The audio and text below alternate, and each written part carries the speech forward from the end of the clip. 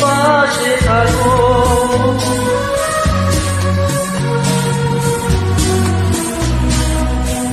একটু বাতাস যদি হয়ে যায় ঝড়, সেই ঝড়ে ভেঙে যায় যদি বাঁধা ঘর, আবার নতুন ঘর বাঁধতে পারি যদি তুমি পাশে থাকো।